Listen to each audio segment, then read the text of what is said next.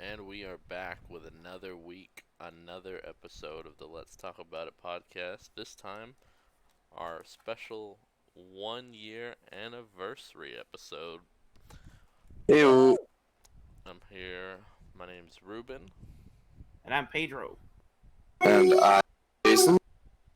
and this is season 2, episode 31, 1 year anniversary, guys. I can't believe it's already been this long. I know, it does not feel like it at all. Yeah. It feels like maybe It- 6 months into it? Yeah. It really doesn't feel like the first 2 months. You're cutting out, Jason. Just It really doesn't feel like it to me, considering it's 2 months. Oh yeah, considering he's only been on it for 2 months. Okay. Oh yeah. It's the Jason Renaissance is what we call this era of the podcast. Instead of Hey. Return of the Mac, it's Return of the J. Glad to be here for it. But yeah, we got a pretty good show lined up for today. Also, this is the long-awaited Chipotle gift card giveaway to celebrate the 1 year of the podcast. We'll be giving away 2 Chipotle gift cards, so you got 2 chances. It'll be scattered around the podcast, so you got to listen to the whole thing. There's going to be very specific instructions on what to do to claim the Chipotle gift cards, so stay tuned for that, and you can treat yourself to some lunch, maybe. Treat yourself. Express yourself. Can I enter? No. Sure, you're not going to win, but you can enter. Oh, I like Pedro's answer. Ruben, you're a dick.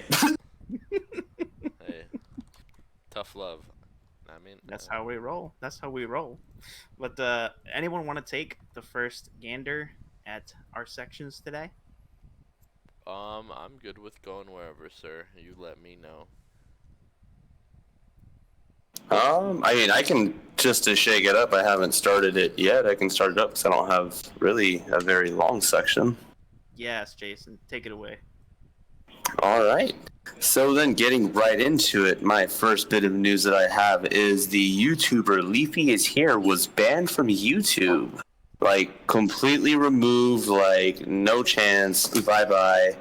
All of his videos are gone. You can't find them anymore. Ooh, spicy stuff. Man. I heard about this one. Yeah, this comes after a series of videos. It was more than 10, if I remember right. It was more than 10 videos that he had posted, all basically milking the whole Pokemon situation that was going on.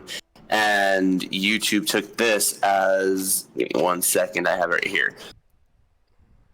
I think It was banned for multiple or severe violations of YouTube's policy prohibiting content designed to harass, bully, or threaten.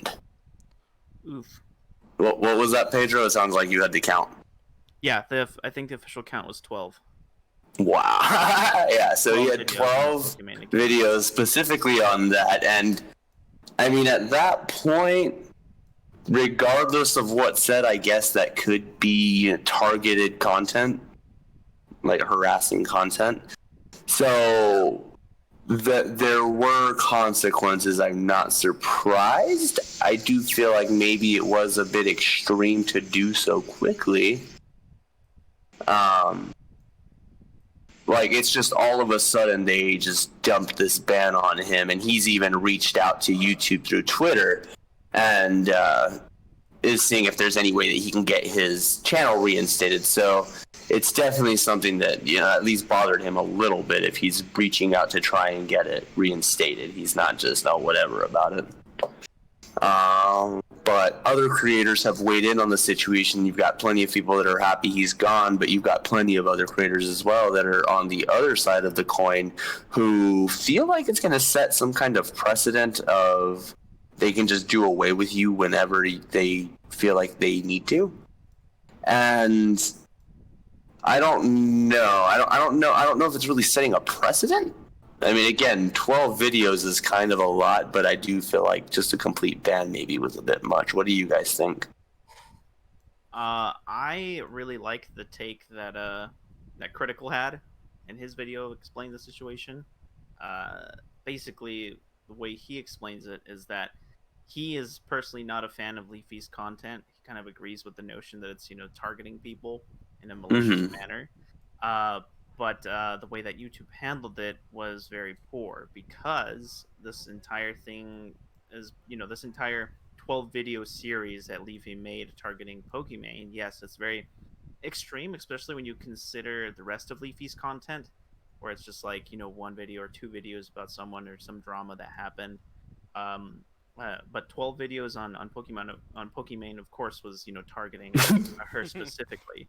So, the way that Critical voiced it was that in this particular instance, like, YouTube should have issued a strike against Leafy's channel, because this is one instance Right. of targeting and harassment. Instead of listing 12 all of those. instances. Yes, precisely. And so I'm kind of in that same boat too. No one should be harassed, especially on the internet, or especially celebrities over the internet, or small celebrities. In the case of Pokimane, but in fairness to the rest of the content creators out there, the instance of this happening to Leafy's channel really can set the stage as to how bans are handled by YouTube with other creators that are in similar situations, or situations that almost resemble that. Mhm. And so it's really scary that YouTube has the power to just take away people's YouTube channels like that. So That's one of the other things too that was kind of worrying some creators about this, is there was just this huge recent drama in the beauty community where people were trying to get each other canceled. They actually were doing false allegations. They actually did, sure, it's not like end of the world illegal, but like accusing somebody of something they didn't do with the intention of ruining their career is a crime.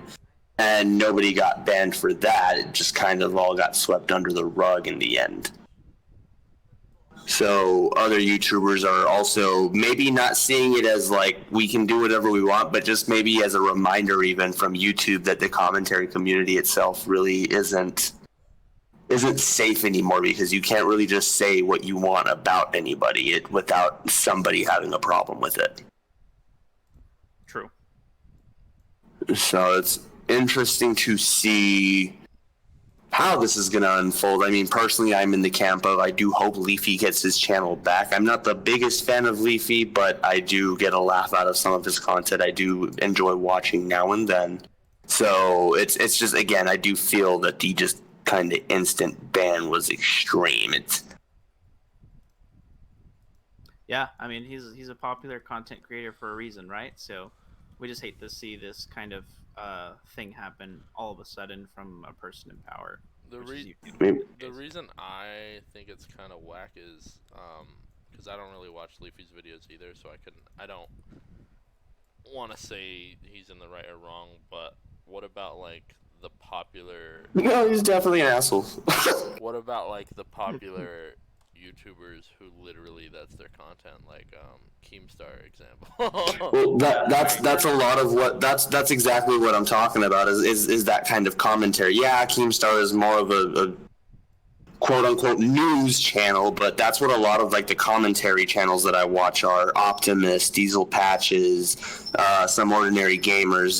They kind of make jokes. They talk about a lot of stuff that's kind of going on in pop culture, and this is kind of one of those reminders to them, or I guess this kind of message to them that really nobody is safe.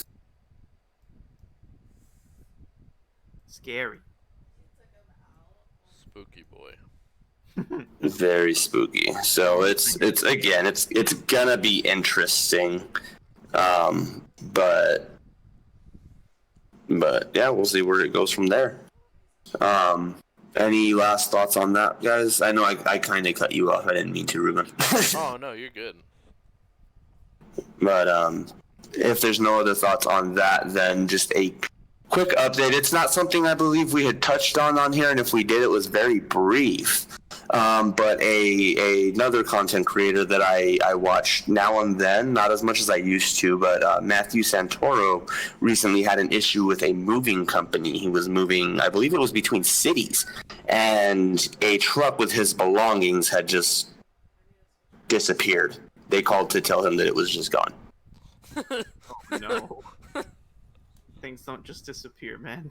Yeah, he kind of, and from the beginning, he kind of had this feeling of something wasn't right. So here we go from, he received the call that his belongings were stolen.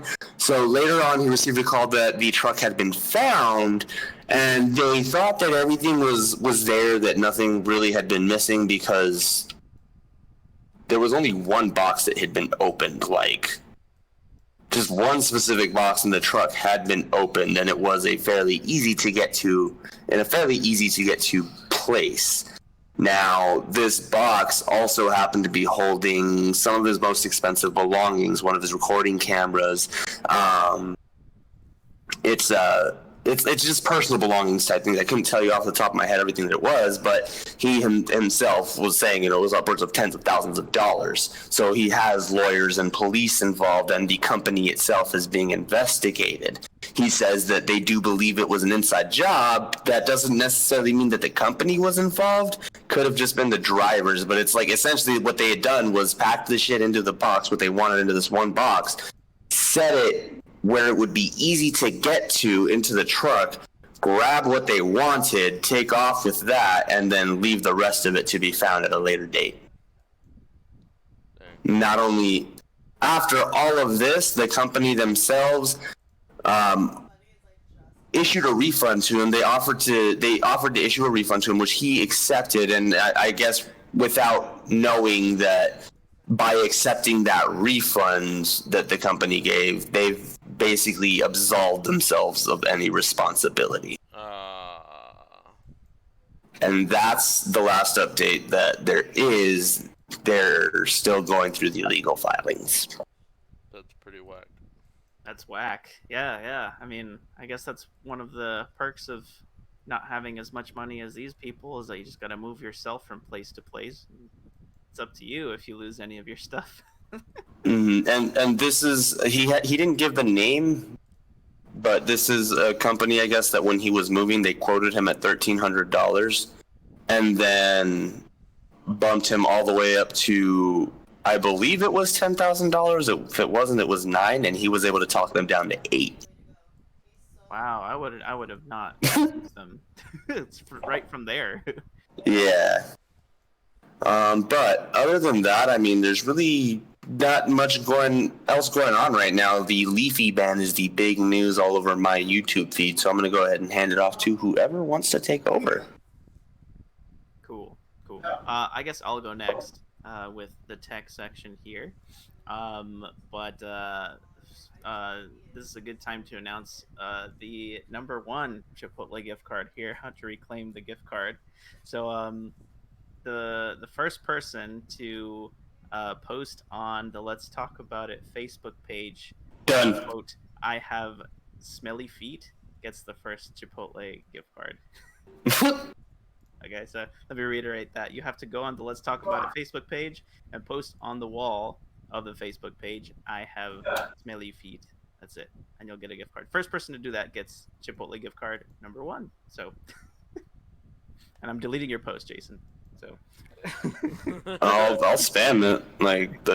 I'm getting my Chipotle. But all right. So with that out of the way here, straight into the tech section. Lots of exciting stuff has happened within the last 3 weeks, but I'm not going to cover any of it. I'm going to cover some really boring stuff. Why? Because it's my section. I can cover what I want. But anyway, there's this. This is something that was reported on August 18th of 2020, that apparently bots have been claiming most of the winnings of the T-Mobile Tuesday giveaway contest. So this was actually discovered because, in case you guys didn't know, certain giveaways for T-Mobile Tuesdays are not T-Mobile customer exclusives. So anyone can enter as long as you're a resident of the United States. And just register like any other giveaway there. So those giveaways sometimes include gift cards or little gadgets and gizmos, or in the rare occasions like vacations. So I believe it's anything that's like a free prize. So yeah, they have to open up. Yeah, legally in the United States. So that's just a law thing. But one user noted that since the starting of the program in 2018, there had been 24 Chad's Fords winners out of 37,000 total residents. uh, and this is specifically a tiny township in Pennsylvania. It's called Chad's Ford. Uh, out of 37,000 residents of the town, 24 quote unquote of them were winners. Comparing that to other numbers there, 14 New York winners won out of 8.3 million residents. 25 LA winners out of 4 million residents, and 22 Chicago winners out of 2.7 million residents. So the ratios are off there, of course. But in one May sweepstakes, which put nearly $100 gift cards up for grabs, a full 15 of those 100 cards were claimed by winners from Chadsford, Pennsylvania. So, um, Jeez.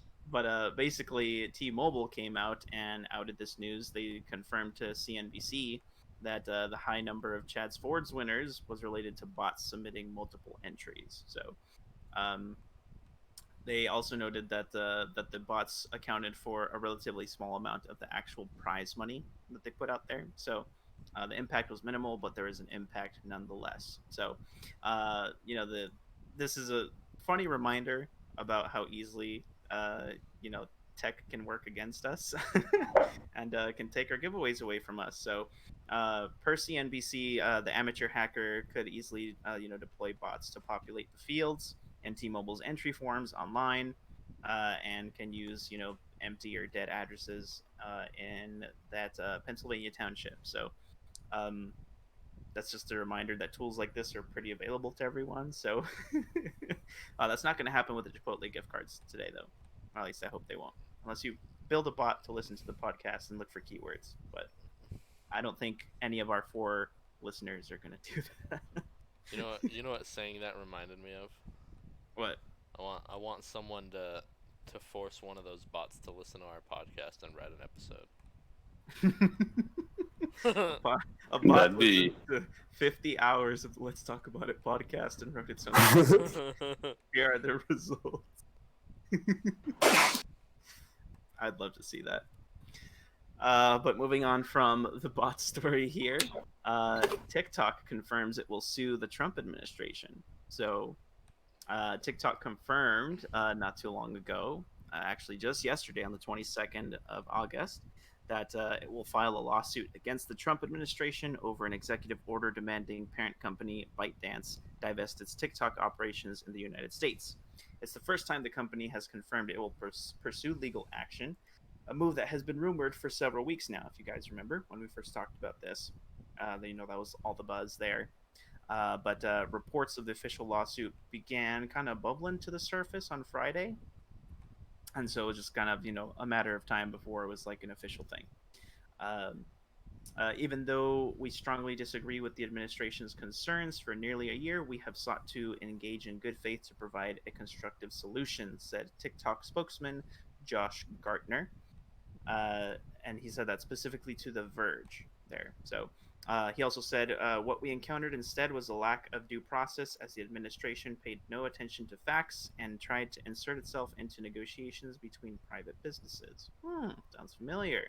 Uh, kind of to give some background information on people who haven't listened to our last few episodes, President Trump signed an executive order on August 6th. Yeah, that's the timeline. August 6th, blocking all transactions with ByteDance in an effort to quote unquote address the national emergency with respect to the information and communication technology supply chain. So, this particular order invoked the International Emergency Economic Powers Act and National Emergencies Act. So, actual things put in place that the president can kind of wave his hand at and put into effect.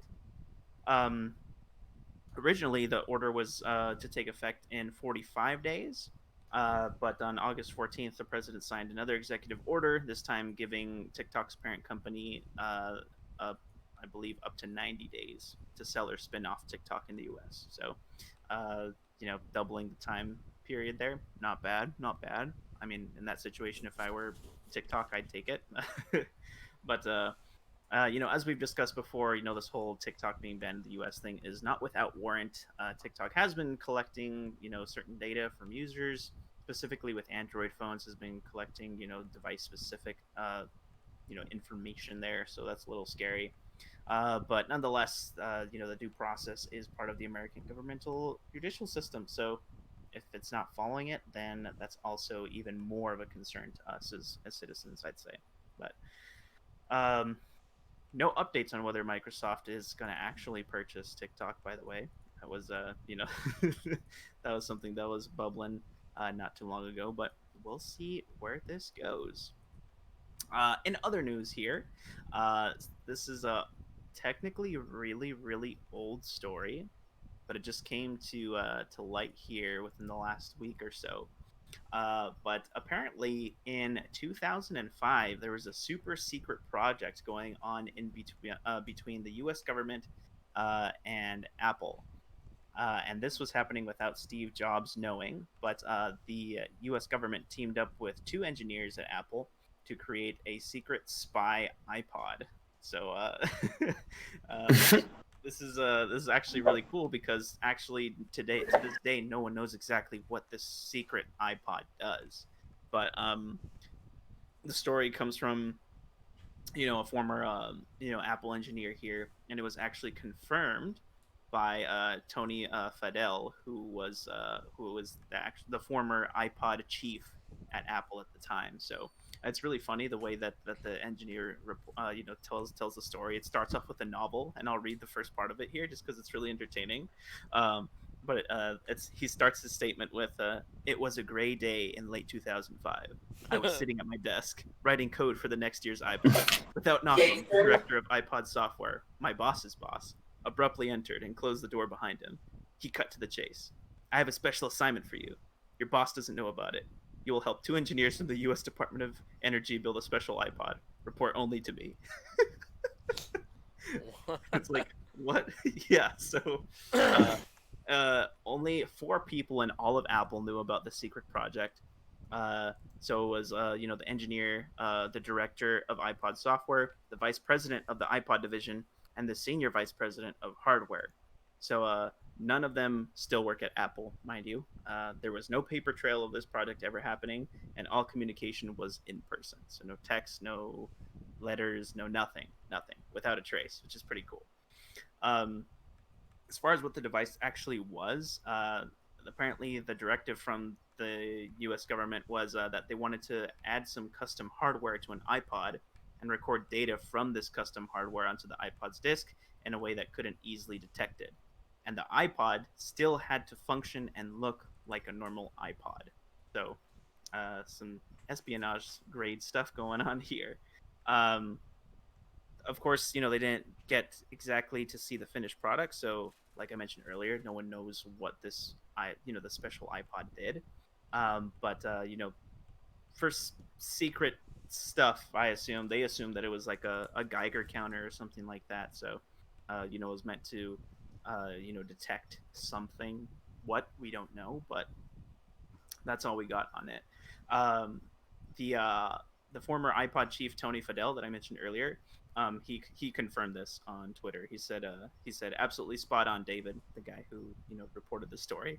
The project was real without a doubt. He said that there was a whole surreal drama and interesting story about how this project was kicked off and then kept secret. So now we know something that happened about 15 years ago. That who knows? Maybe it'll pop up on eBay. If it does, I'm gonna buy it. Just saying. So, but yeah. So secret iPod in the makings there. Next story here is actually some recent news. So a new 5G BlackBerry phone with Android and a physical keyboard will arrive in 2021. So. I really liked the last Blackberries that came out here recently.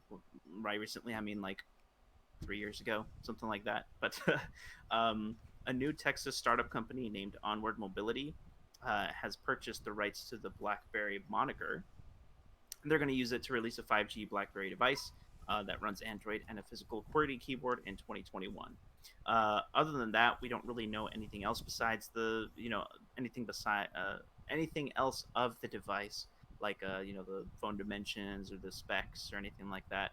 Um, But we do know that Onward Mobility is going to move forward with the strong points of what BlackBerry was used to, known to be, which is that physical keyboard. There is that enterprise level security suite that's included in all BlackBerry phones.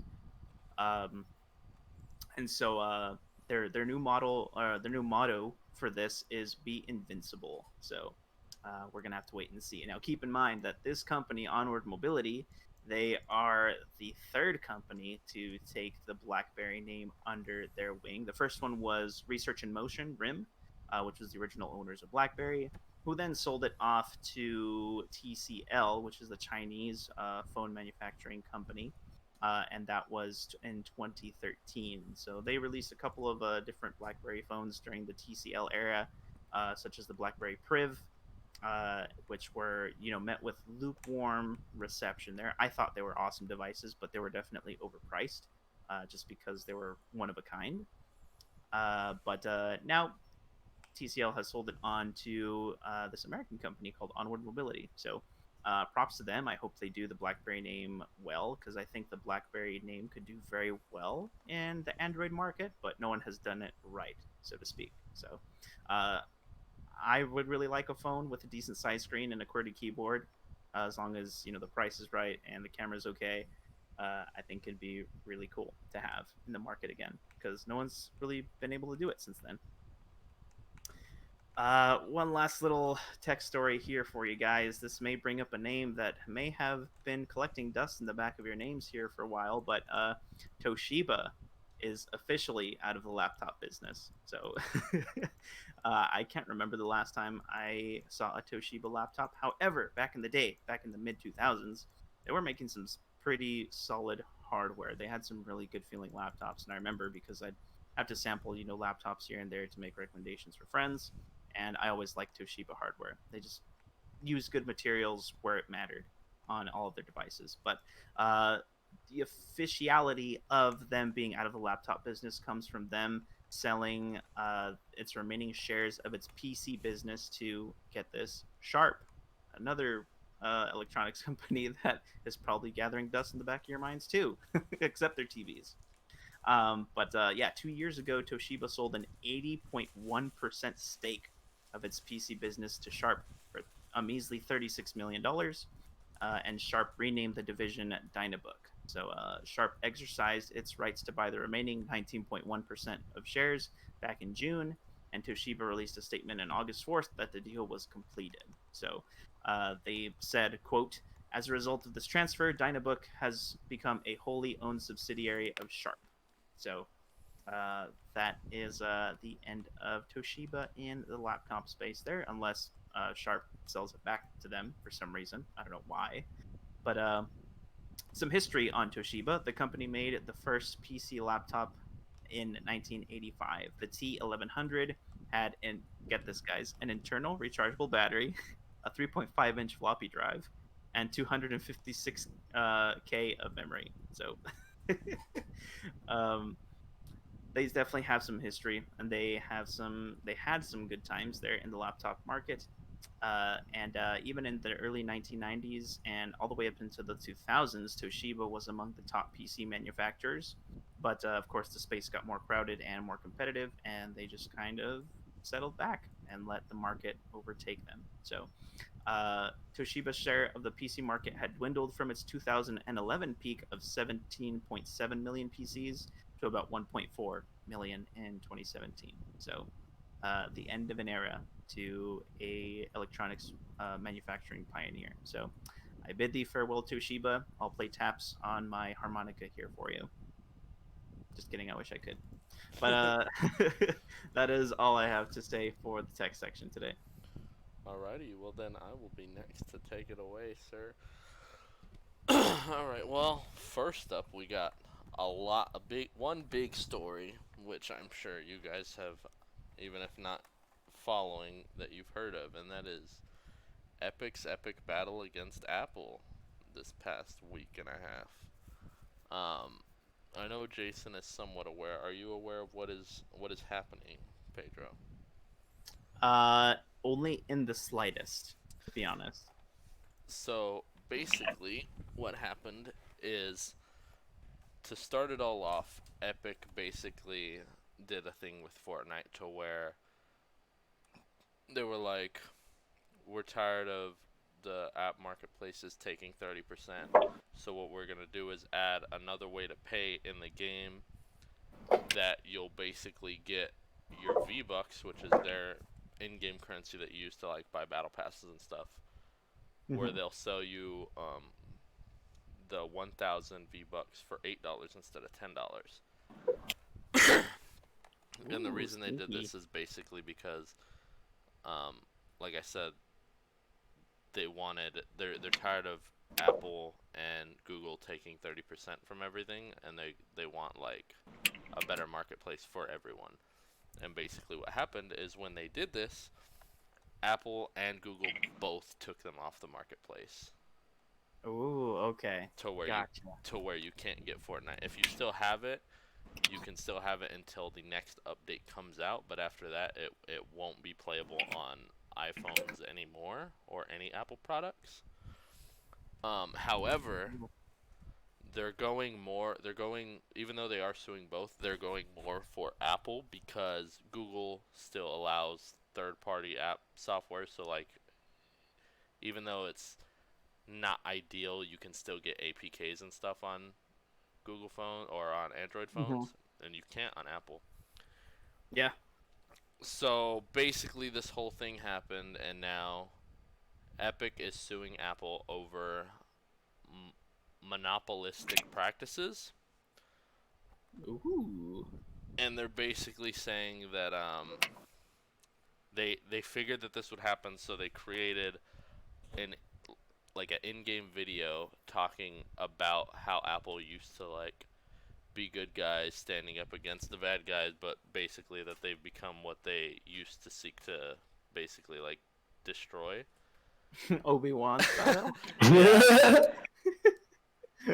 And basically Epic is bringing the suit to end Apple's unfair and anti-competitive actions that Apple undertakes to unlawfully maintain its monopoly in two distinct multi-billion-dollar markets: the iOS app distribution market and the iOS in-app payment processing market, the lawsuit says. I'm so glad they're doing it, by the way. Yes, that's one thing that I was going to ask is how happy are you that someone's finally standing up to Apple? But so happy. Epic is not seeking monetary compensation from this court for the injuries it has suffered, nor is Epic seeking favorable treatment for itself, a single company. Instead, Epic is seeking injunctive relief to allow fair competition in these two key markets that directly affect hundreds of millions of consumers and tens of thousands, if not more, third-party app developers. Yes, Epic, please. The lawsuit also makes it clear that in case there was any doubt that Epic started this fight with a purpose, it specifically references Apple's removal of Fortnite from the Apple Store in response to the new payment system. Rather than tolerate this healthy competition and compete on the merit of its offering, Apple responded by removing Fortnite from sale on the App Store, which means that new users cannot download the app, and users who have already downloaded prior versions of the app from the App Store cannot update to the latest version. This also means that Fortnite players who downloaded their app from the App Store will not receive updates to Fortnite through the App Store, either automatically or by searching the App Store for the update. Apple's removal of Fortnite is yet another example of Apple flexing its enormous power in order to impose unreasonable restraints and unlawfully maintain its 100% monopoly over the iOS in-app payment processing market. Dang. Okay, so hear me out, guys. This is going to be Flappy Bird all over again. We're going to see phones on eBay going for $700 because they have on an old batch of Fortnite. Yeah. The only reason I don't think that would happen is even if you have an old batch of Fortnite, once the new batch comes out, like, you're not going to be able to log in or play or anything. Yeah, very true. But that's Epic's fault at that time. So, a little bit to play devil's advocate here, but I kind of also don't disagree with what Apple's doing. Just out of curiosity, why? If you want to put your game on my marketplace, you're going to give me a cut of it. You don't want to do that? All right, well, I don't want it on my marketplace. Sure, maybe I'm hurting my consumers, but I'm also not wrong But for doing what I but want with my product. but see, that's also why exactly they're suing is because No, yeah, in that frame it's a see monopoly, and a monopoly is illegal. now. Here's a little bit of more detail that actually just came out today on it, though. And again, it's not that I disagree. I'm honestly indifferent on the whole thing. I really don't care which way it goes. But it does turn out that Epic had already approached Apple and tried to get a reduced cut on that 30%, and Apple was just basically like, well, no, everybody gets the 30%. And then that's when Epic decided to find a way around the terms of service that they agreed to. Also, that actually came out a couple days ago, and it wasn't just 30% for Epic. Epic actually stated in the letter that it was for everyone. Right. Now, again, it's still at the end of the day does kind of come back to like, well, I will stick with my loyal customers will stick with me if they really want to, and you're gonna do what I want on my product. So sure, consumer wise, bad for the consumer. Yes, they're in the wrong. This, however, wouldn't be an issue if Apple allowed third-party apps on their thing. Yeah, but they don't need to. I mean, that's the whole point. Yeah, and that's owning a monopoly. So not necessarily. If there are other ways of getting apps on your phone. It's just if you want to stay within their iOS and within their walled garden setup, essentially, you have to play by their rules. It's the same thing as disabling or enabling unknown sources on an Android phone. Is like, well, yeah, you can do it, but we're not going to take responsibility for it. Yeah, there's plenty of third party marketplaces. Apple does not allow you to do that. If you do that, you are breaking their whole terms of service and in fact going in and actually modifying the phone, whereas on Android it's just a simple option. See, but there's nothing illegal with modifying your own personal phone. They just don't ever have to let you back in their marketplace. Well, that's still monopolistic, which justifies the lawsuit. But especially kind of me jumping in there, that is posing quite a bit of a problem there, because most software, especially free software like comes in a phone, especially in iPhone's case where iOS is only on iPhones, if you are denied any piece of that software service, then the device is significantly less functional than what you paid for to have the device. You see what I'm saying? Mm-hmm. So in addition to that, just to pull up some numbers here, Apple's, commission fees are ridiculous. To kind of put that into perspective here, Apple charges a 30% fee for one-time purchases, and a 30% fee for, for subscription services as well. So they're, for any type of purchase that's hosted on a platform like Google Play or Apple Store, there's different types of purchases that are there, right? So there's different commission fees for different types of purchases there.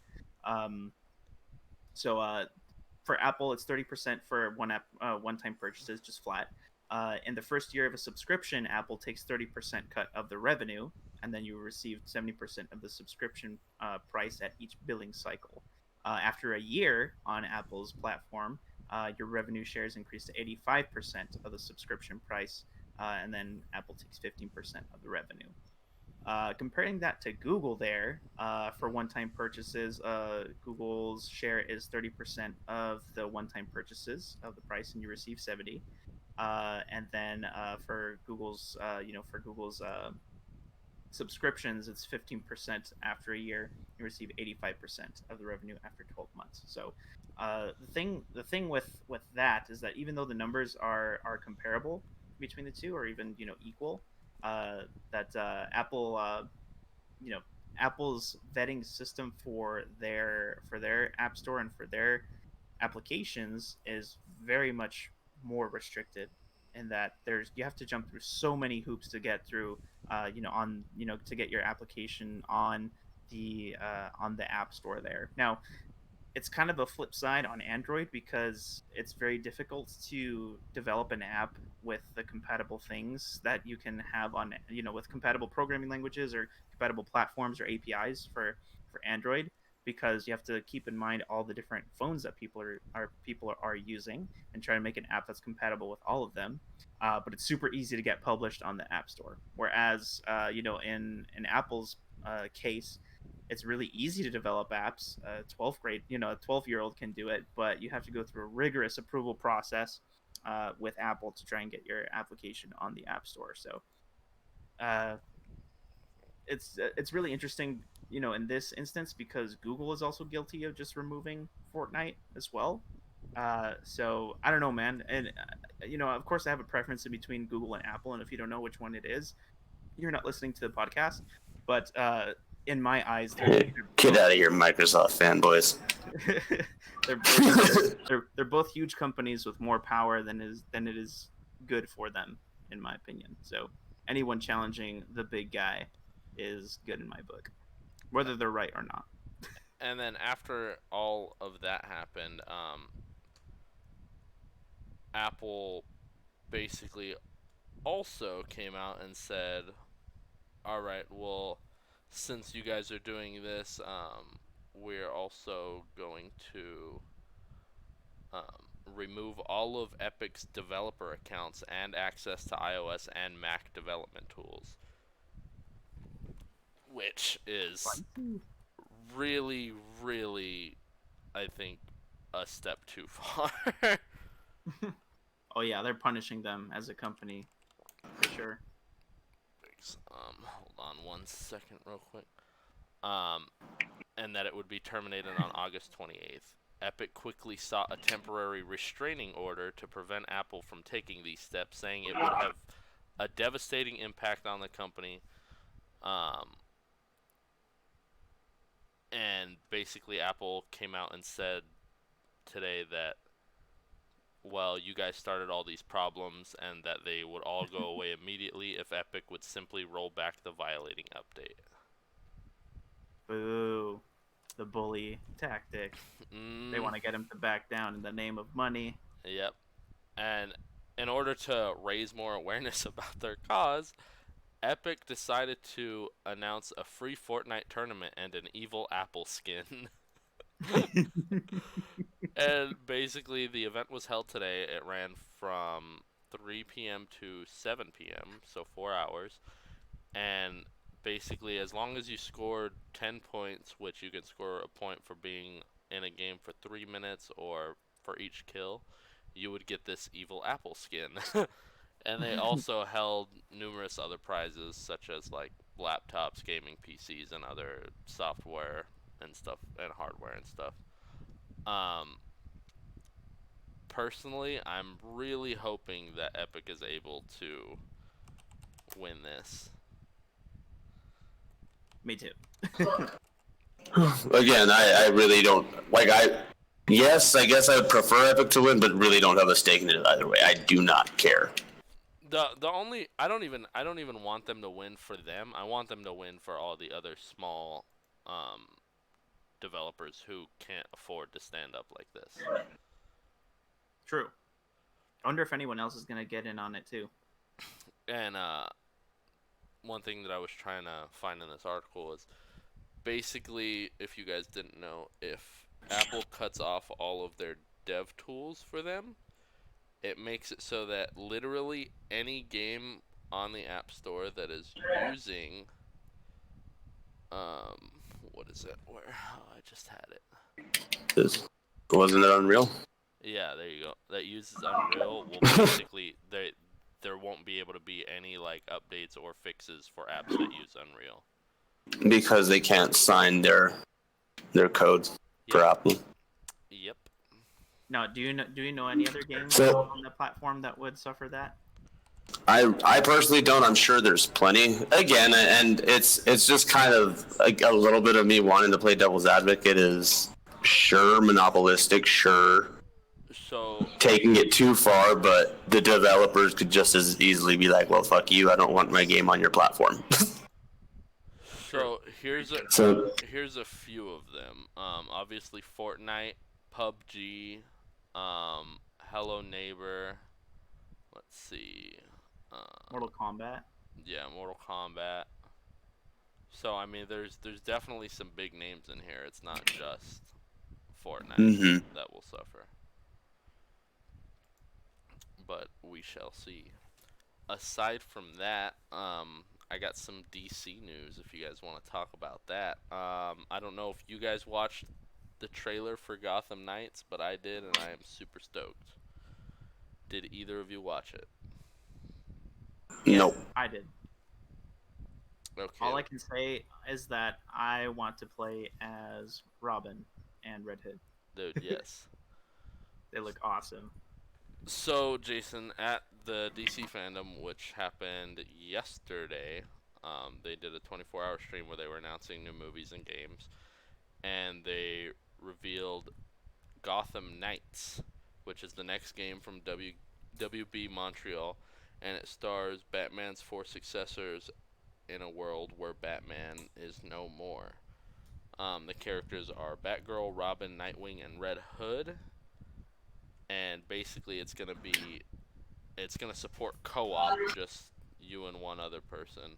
But in the trailer, you see quite a few of, Batman's old enemies like Mr. Freeze. You see, and it does a good job of showing you like a fair amount of combat with each of them, and it hmm looks pretty good. I'm honestly super excited for it, especially considering I'm not normally a DC fan.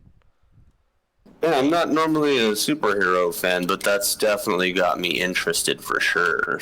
And see, the Batman games themselves have been really good, so I'm super excited for this. It's gonna release in 2021.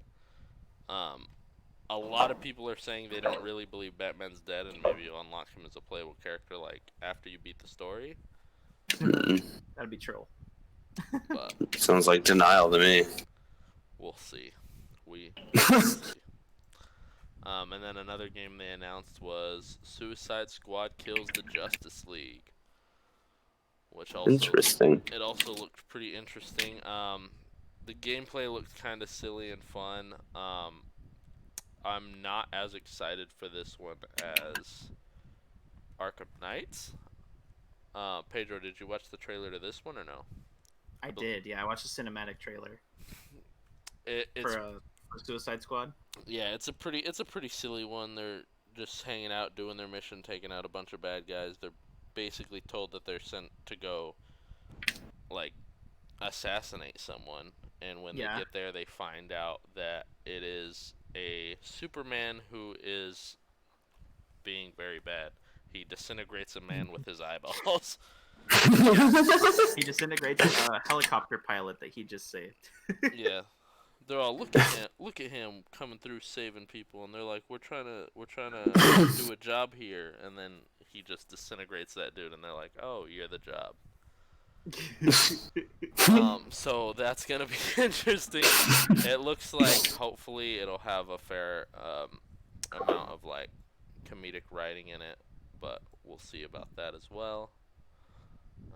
Let's see. I believe that might be all of my news. Dang. Oh, well, we've already blitzed through all of our stories, which means we have to announce the way to win Chipotle gift card number 2 before we all say our exits. So, Chipotle gift card number 2. To win this one, you have to message me at Pedro the Platypus on Instagram and tell me that I am a handsome boy. So, I do that every day. I should just get that one anyways.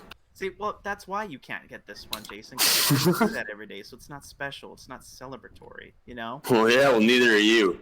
Yeah. I could have told you that. Before we do our sign offs too, sir. If you wanna throw them off just a little more, we can kill a little more time talking about our thoughts on the Avengers beta, if you'd like. Oh, yeah. I have none, but Mortal Shell is dope. We'll talk about both of those. How about that? Because I've shown Sweet. interest in Mortal Shell, but I haven't picked it up or anything like that. So, let's talk about Avengers first, then, shall we? So, I think it's really cool. The style is really nice. it reminds me of like older like Xbox 360 like 3D combat games. It's really hard to describe which ones I'm talking about, but like I don't know.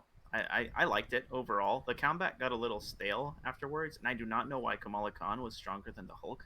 Uh, in my experience, right? I played the game for like what, maybe an hour and a half, 2 hours, maybe. The beta, but overall, it's enjoyable. It looks really good. Definitely looked better than it did that initial trailer that had us all saying "yikes."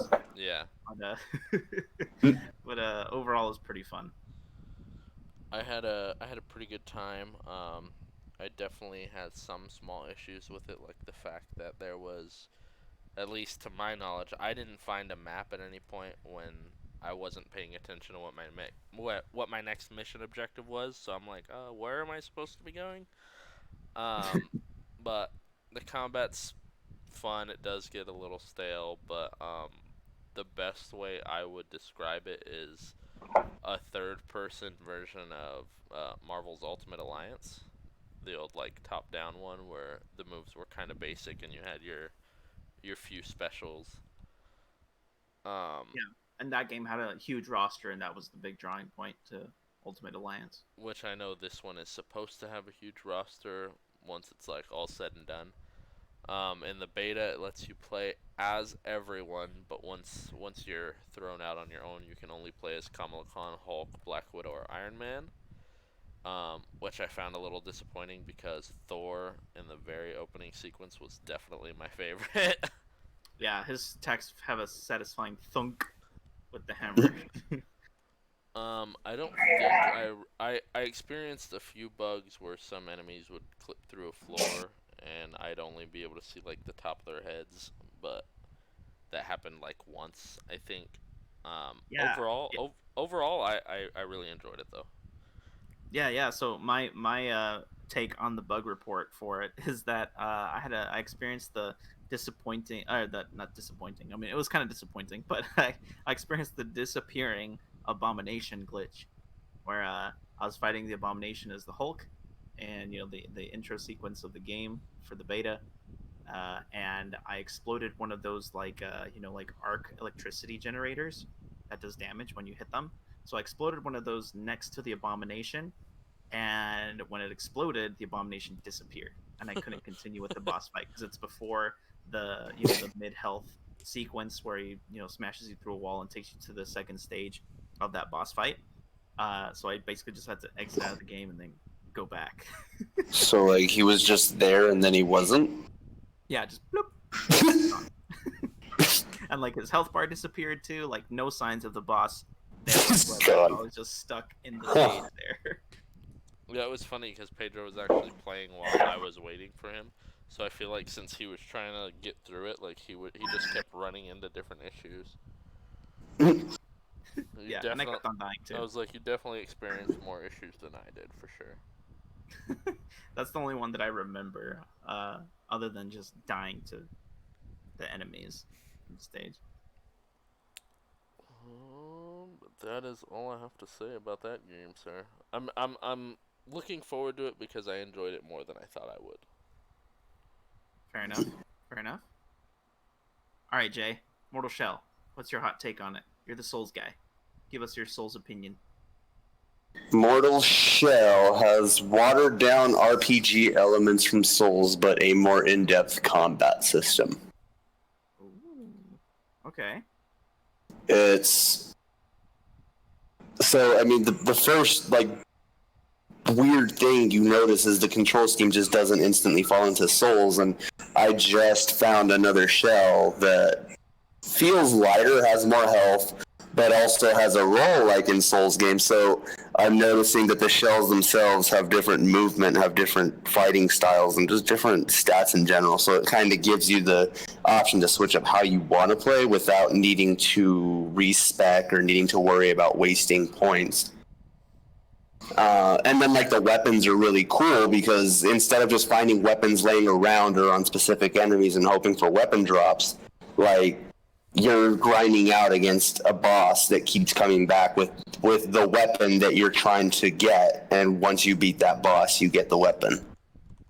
Ooh, okay, okay. So it's very rewarding in that sense that it feels like you're always reaching for some kind of goal, and I'm now finding out that basically what I'm supposed to do is find the different temples in the game, beat the boss, collect the item, and then bring it back to the start, I believe is what I need to do.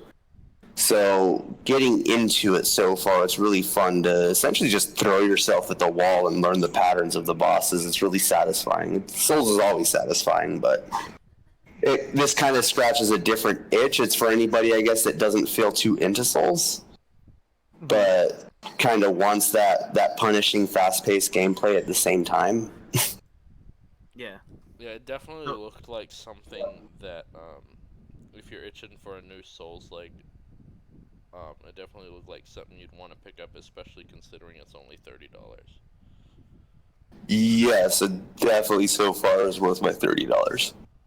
20, I got it on sale, I forgot. Even better.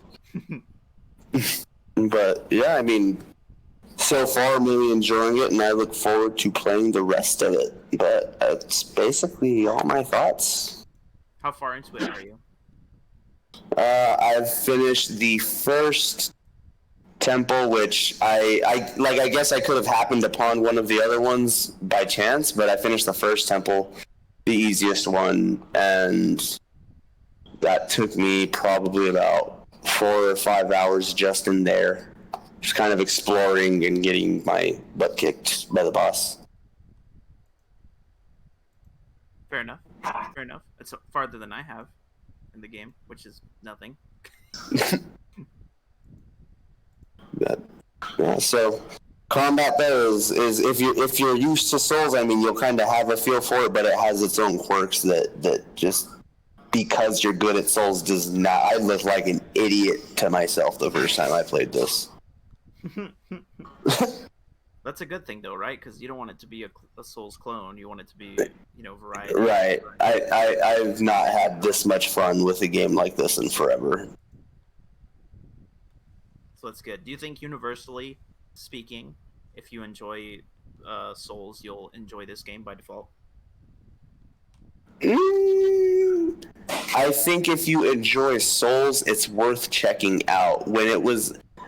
I couldn't tell you how much it's changed since beta, because when it was in beta, I played it once. And then when Ruben was talking about it, I thought he was talking about the beta still. I didn't know that it had released. Okay. So just at first glance, I kind of felt a little turned off, just because it wasn't necessarily Souls and it was different. But I figured I'd give it a try again, and I keep finding myself just getting lost in it. So it may not be the exact same, but it has a really good chance of scratching that same itch. Right. Heard. That's fair enough. It scratches the itch more than Sekiro did. Really? Yeah. Huh. Bold statement. I like it. And I don't think so. Sekiro scratches more of a Bloodborne itch. Play Bloodborne, Ruben, you'll see what I mean. Well, don't tell me what to do.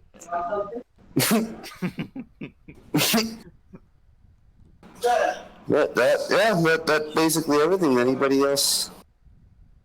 Or does anybody want to take it away with the outro? Because Alrighty, well, it's been real. Thanks for joining us for our 1-year anniversary of the podcast. Yes, 1 year, and hopefully many more to come here with the episodes. We've been skimping on the last couple weeks of episodes, but that's okay. We had this one planned, and Chipotle giveaway finally, so you can't hold me to that anymore. Yeah. Alrighty, well, thanks for joining us. Bye. bye.